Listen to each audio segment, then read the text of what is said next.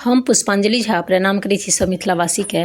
आइ जे छै से आइ हम तरबूजक शरबत बनबयवला छी, जे गर्मीके महीनामे पियब तऽ बहुत फायदा करत और निश्चिते कऽ कऽ पियऽके चाही। या तऽ तरबूज खाउ काटि कऽ, आ नहि तऽ जे छै से शरबत बना कऽ पी सकै छी। तऽ तरबूजमे एकटा दिक्कत होइ छै जे जखन पीसेसमे काटि कऽ जे खेबै तऽ ओहिमे की होइ छै जे बीज होइ छै, तऽ एक एक कऽ कऽ मुँहसँ निकालऽ पड़ै छै। तऽ ओहिके लेल जे छै से शरबत बना कऽ अहाँ पी सकै छी। ई बहुत इजी होइ छै।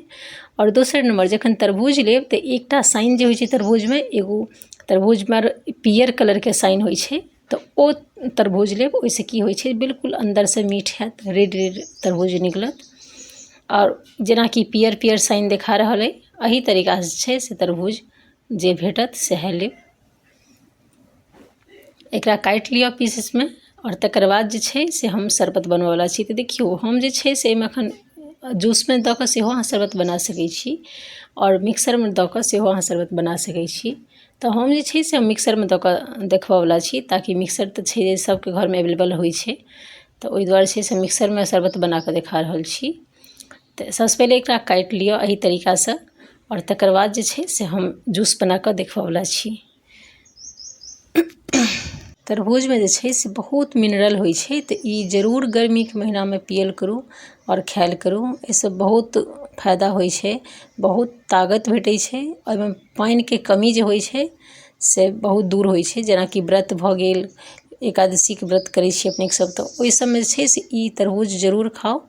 एहिसँ बहुत एनर्जी भेटत। और एकटा तरबूजके लगभग अहाँ 8-10 पीस खा लेबै तऽ भरि दिनके एनर्जी जे छै से तरबूजमे भेटऽवला अइ। तऽ सबसँ पहिले छै एकरा पीसमे काटि लिअ, ताकि हम एहि दुआरे पीसमे काटि रहल छी ताकि जे छै से मिक्सरमे हम दऽ कऽ बनेबै तऽ ताकि आसानीसँ पिसा जाय।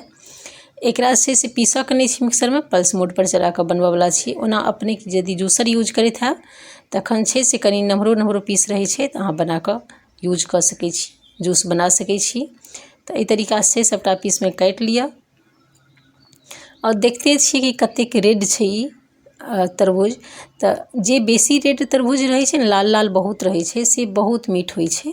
तऽ ओहिके हिसाबसँ खरीदैत कालमे जे छै से अपने कटवा कऽ अहाँ देख सकै छी, जे मतलब जतऽ अहाँ खरीदबै ओतऽ जे छै से कनिटा कटवा कऽ देख सकै छी जे लाल छै कि नहि छै, ओहिके हिसाबसँ लऽ सकै छी। और ई तरबूज जे छै से हम सबटा काटि कऽ देखा रहल छी। और अपनेके जे छै से वीडियो नीक लागै तऽ लाइक सब्सक्राइब सेहो कऽ लेब, ताकि जे छै से हम मैथिली चैनलके वीडियो बना रहल छी, मैथिली कुकिंग वीडियो। तऽ मैथिलिएमे सबटा वीडियो बनऽवला अइ, तऽ अपनेके नीक लागै तऽ लाइक सब्सक्राइब सेहो कऽ लेब, ताकि हमरा मतलब समझमे आबै जे अपनेके सब पसन्द कऽ रहल छी। तऽ हम जरूर एहन टाइपके वीडियो बनबैत रहब। तऽ हम जे छै से मिक्सर जारमे एकरा पीसऽवला छी। बिल्कुल हल्का हल्का पल्स मोडपर घुमा घुमा कऽ पीस लेब, ताकि एहिमे बीज जे होइ छै बिच्ची, से बीज नहि पिसा जाय। ताहि दुआरे ओना पिसाओ जायत तऽ कोनो दिक्कत नहि छै, ओकर टेंशन नहि करब, लेकिन बीज नहि पिसायत ताहिके लेल छै से पल्स मोडपर घुमा कऽ रोकि देबै, फेर घुमा कऽ फेर रोकि देबै। तऽ देखियौ एही तरीकासँ पिसा जायत, और लगभग 5 से 7 सेकेंडमे ई पिसा कऽ तैयार भऽ जाइ छै। आब एकरा छै से हम एकटा छलनीमे दऽ कऽ छानै छी। कोनो साफ कॉटन कपड़ापर सेहो अहाँ छानि सकै छी, ओना छलनीमे सेहो छानि सकै छी। जेहन ऑप्शन जे बुझाय अपने नीक ताहिके हिसाबसँ कऽ लेब। और एकरा छै चम्मचसँ कनि एकरा जूस जे छै से घुमा कऽ निकालि लै छी। सबटा देखिए रहल छी जे एहिमे बीज जे छै से छैहे, बीज नहि पिसेलैए, तेना कऽ के चलेलियै। तऽ एही तरीकासँ सबटा बना लिअ। और एहिमे जे छै से ई जूस अपनेक बहुत मीठ होइ छै, तऽ ओना अपनेक चीनी यूज नहि करऽ चाहैत हैब, जेना मीठ बहुत नहि पिअऽ चाहैत हैब, तऽ अपनेक अहिना पी सकै छी।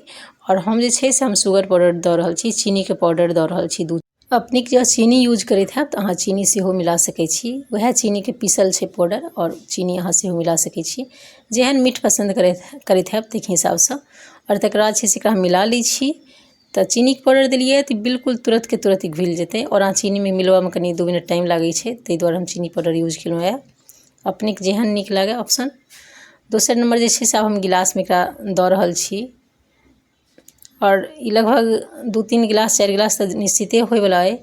और दोसर नम्बर जे छै जे अपनेक ठण्डा यदि पिअऽ चाहैत हैब तऽ एहिमे बर्फ दऽ कऽ अहाँ पीबू तऽ बहुत नीक लागत। शामके टाइममे, दुपहरके टाइममे एहि तरीकाके शरबत बना कऽ अहाँ पियै छी तो परिवार में सब बहुत खुशी हेता। तो जरूर बना के पीबू और कहब जे केहन लागल। और मैथिली चैनल के सब्सक्राइब निश्चित ही कऽ लेब ताकि एहन वीडियो आबैत रहे।